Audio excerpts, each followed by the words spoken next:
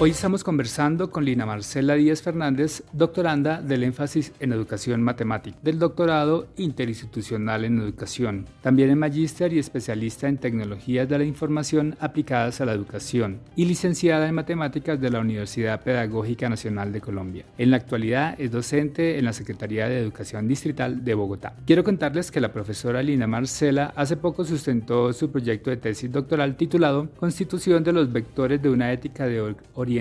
comunitaria y su repercusión en el grado de sofisticación de las formas del pensamiento variacional emergentes. Profesora Lina Marcela, bienvenida a los micrófonos de la UD Estéreo. Háblenos un poco de su proyecto de tesis doctoral, cómo surge esta iniciativa investigativa y cómo se relaciona con su quehacer docente. Buenos días, Elvan, y buenos días a los oyentes de la UD Estéreo. Este trabajo de investigación realmente se ha venido gestando desde la especialización y desde mi maestría. En esa la inquietud siempre había sido sobre el proceso de enseñanza-aprendizaje del pensamiento variacional, sobre cómo enseñarlo de mejor forma, sobre el tipo de tarea que beneficia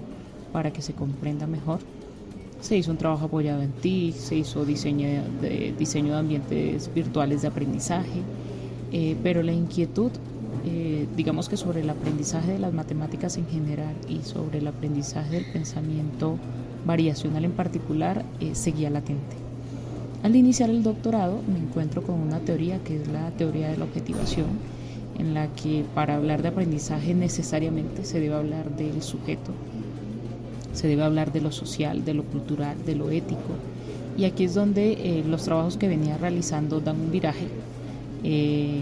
porque aparece esta teoría que complementa un poco esa inquietud que venía teniendo y que no solo pregunta por lo cognitivo, sino que también se preocupa por el devenir del sujeto, por este campo social, por este campo ético. Este trabajo investigativo que se está proponiendo entonces indaga por la relación que puede establecerse entre la aparición de elementos de una ética de orientación comunitaria, que es una ética sobre la cual se teoriza en la teoría de la objetivación, y cuál es la relación de esta ética o la relación de la emergencia de los vectores de esta ética con las formas más o menos sofisticadas de pensamiento variacional. Es decir, en la medida en que esos vectores de la ética comunitaria emergen, aparecen formas más sofisticadas de pensamiento variacional. Este elemento resulta central para mi quehacer docente porque me permite ver el proceso de enseñanza-aprendizaje en un contexto más amplio, en el que no solo va a importar lo que el estudiante aprende y cómo lo aprende, sino qué pasa con ese estudiante mientras aprende. Cómo yo debo interpretar cuando el estudiante no quiere trabajar en el aula, cuando el estudiante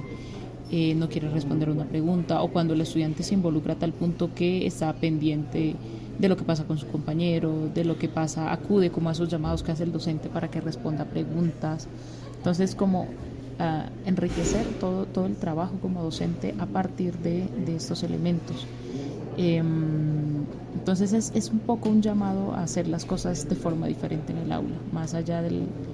contexto investigativo en el que me muevo. La idea es que esto permee mi quehacer como docente en el aula. Concebir las cosas que suceden en el aula de forma diferente, conducir el proceso de enseñanza-aprendizaje diferente, interactuar de forma diferente y evaluar de forma diferente al estudiante. ¿Por qué es importante investigar este tema y cuáles son sus expectativas con el desarrollo de esta investigación? Bueno, yo considero que la importancia de hablar de este tema, de investigar sobre este tema, viene siendo centrar la lupa investigativa, quitarla un poco de esa parte cognitiva, de esa parte de las tareas, de esa parte de cómo está aprendiendo el estudiante, cómo está representando, cómo está pasando entre representaciones gráficas de un mismo concepto, a pasar la lupa justamente a lo que está pasando con el sujeto y cómo mi estudiante se está transformando en la medida en que está interactuando con su compañero, con el docente, en la medida en que se encuentra con esas formas de generalizar patrones, en la medida en que está identificando relaciones de dependencia, relaciones de independencia. Entonces, concebir al sujeto como un sujeto que piensa, como un sujeto que siente, como un sujeto que se relaciona. Entonces consideramos importante proponer un estudio que aporte elementos en el campo investigativo de la educación matemática. Queremos seguir abriendo el espectro, porque en eso ya se ha venido trabajando todos los trabajos de Radford, todos los trabajos de Vergel, todos los trabajos de la Asprilla. Todos estos trabajos han venido ampliando el campo, pero queremos proponer esta cuota de discusión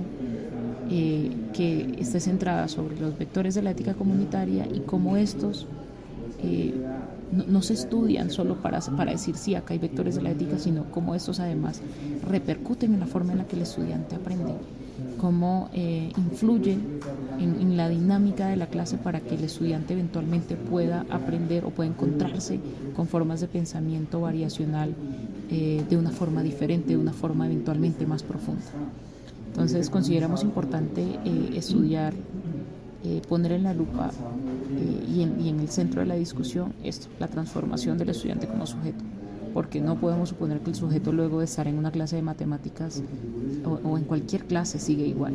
El estudiante cambia, el estudiante ha cambiado elementos estructurales de cómo resuelve una tarea, de cómo interactúa con el compañero, de cómo interactúa con el docente, de cómo interactúa con esas formas de pensamiento que se va encontrando. Consideramos central entonces proponer esta investigación en el campo de la educación matemática.